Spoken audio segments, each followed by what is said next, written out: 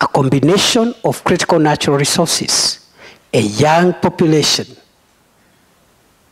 and arable land only requires one item to catalyze Africa's movement to the next frontier. And that catalyst is peace and stability. I am persuaded, therefore, that if we stabilize our region and our continent, the future of the world lies in Africa. I am persuaded that if we make our countries peaceful and stable for local and foreign investment, and for innovation,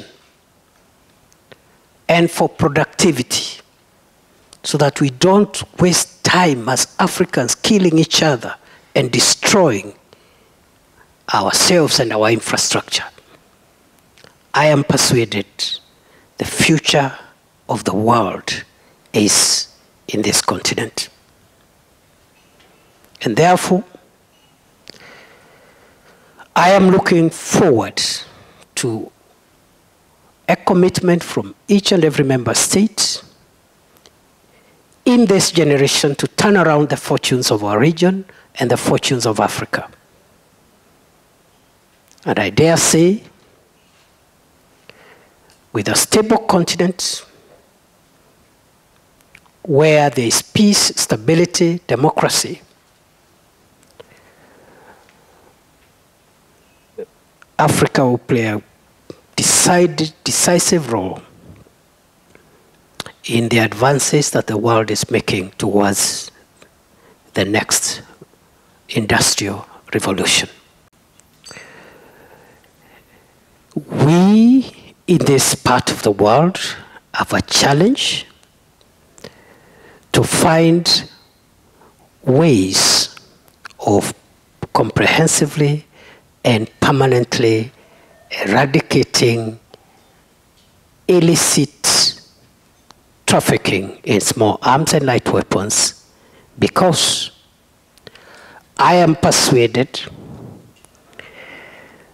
that minus the instability that small arms and light weapons are causing in our region,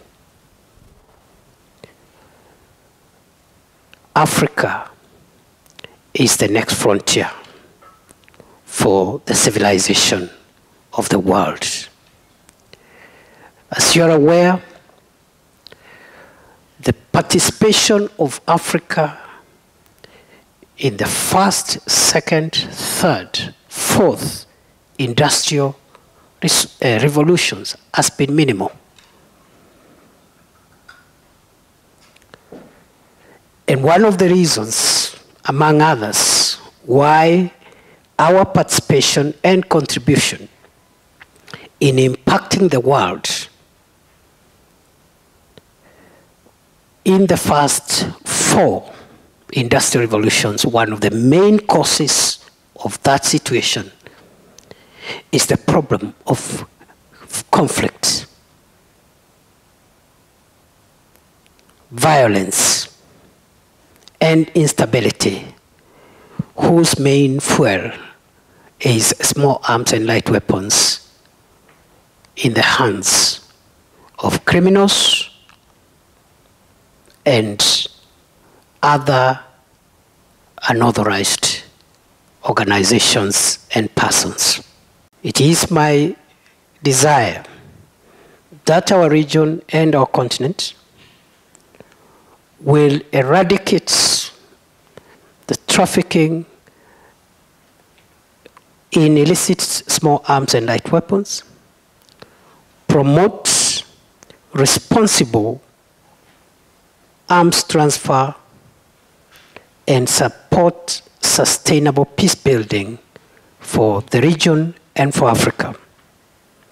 For us to be able to realize our vision as a region and as a continent, it is therefore imperative, in line with the resolutions of the Council of Ministers and the desire of this organization, that we make a case for the positioning of our organization as a specialized agency of the African Union on matters of control and management of small arms and light weapons. And therefore, going forward, I see as a priority for me as the chair of the organization at the moment, working together with the Secretariat, the priority of number one, full implementation of all the decisions and resolutions of the Council of Ministers. Number two, engagement with the member states so that we can support this organization politically, but also financially, to make sure that it realizes its objectives. And number three, making a case for the recognition of RECSA as a specialized agency of the African Union on matters control of small arms and light weapons. The matter of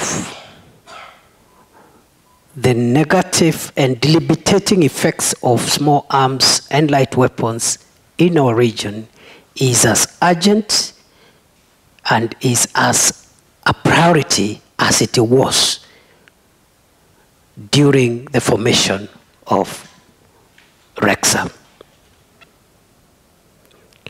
As you're aware, illicit trafficking in small arms and light weapons continue to fuel conflict in many of our countries. It continues to undermine governance in many of our countries. It continues to impede socio-economic development in many of our countries.